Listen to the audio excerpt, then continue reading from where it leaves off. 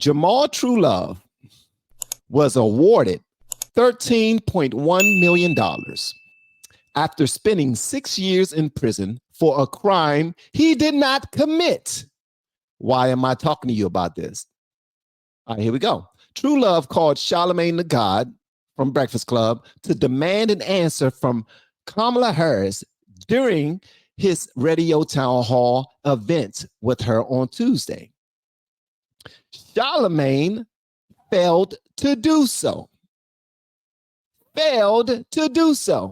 So you got somebody who is calling in to Kamala and saying, oh, you're accepting calls from everybody? Okay, I got something for you. How about when you tried to put me in prison for something I didn't do and then had the nerve to laugh about it? I'm just going to play the tape. This guy right here did 6 years in prison because of Kamala Harris. And then once he was sentenced and convicted, he looks over at Kamala and she is laughing at him. Like, aha, na, na, na, na, na, na, making fun of him. And this is who y'all want to vote in as the president? Are you kidding me? This is called pure evil. You don't care about having evidence. You just want to close the daggone case because it looks good on you so that you can now put it on your resume and move up the ranks and can potentially become the first lady president of the world and break glass ceilings and blah, blah, blah, blah, blah. We have been teaching people how to grow online. It's been absolutely amazing. We have 3 people who have been able to reach monetization in less than 30 days. Growing YouTube channels, some from 0 people. We have one guy who had 2 subscribers before he started working with me. He started helping him. His views went up 4.8 million%. We're super excited. If anybody ever want to grow on YouTube, you reach out to me with the word coach. We ended up losing.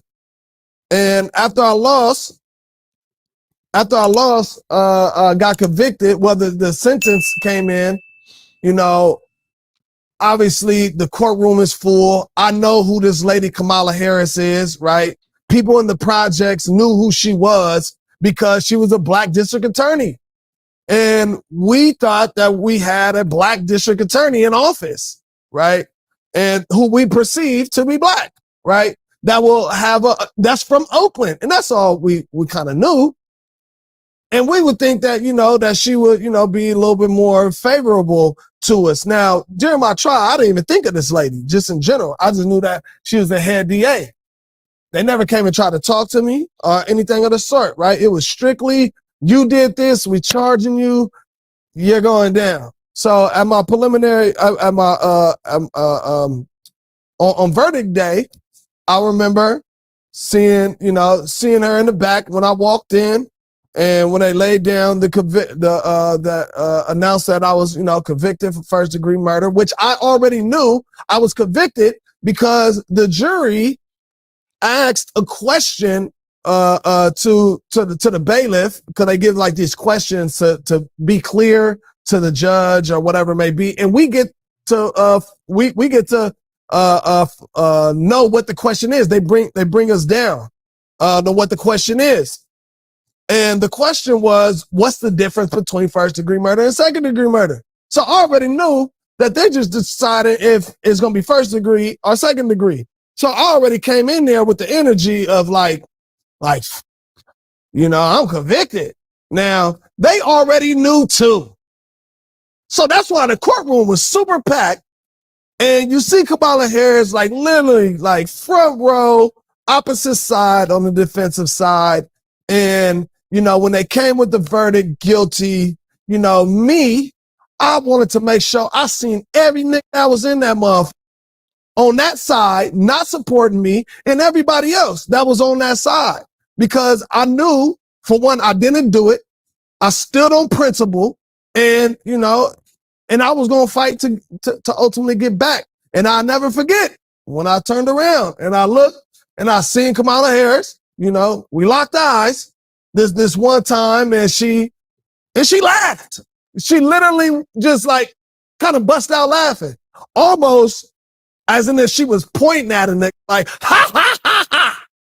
That's how I felt. Though she didn't point. She didn't point. But that's how I felt when she was laughing at the verdict coming down. Y'all feel free to vote for her all you want. I'm not voting for this broad, man. I'm sorry. That's not nice. Not broad. I'm not voting for this young lady. Okay, older lady. You know what I mean? I'm not at all. She's super proud of her BS record. Super proud of all the people she was locking up, whether they deserved it or not. All of the individuals that she arrested for weed charges, and now in order to get the black man vote, she's saying, guess what, black men? If you vote for me, I'm gonna give you $20,000. That's and I'm talking about a forgivable loan that you ain't got to pay back. I'm giving you $20,000, and you get to smoke all the weed you want. Just get high all day, baby. Because we ain't got no job and we ain't got nothing to do. So we just gonna get high. We gonna be floating, baby. We're gonna be floating. Rick James. Mary Jane. I'm not voting for her, man, at all. And then she no longer says she's black anymore. I don't know if you noticed that. She no longer prefers to herself as black because she know that she's been caught. She know that we are on her ass. She also no longer says what can be unburdened by what has been.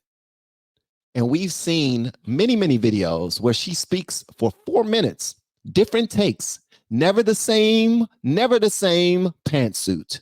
And she's always saying what can be unburdened by what has been. And these are the hand gestures. And I don't know what I'm doing. Hopefully I'm not praising some entity that's beyond God by doing that, because I know that she doesn't represent God and I do. Guys, this is absolutely insane.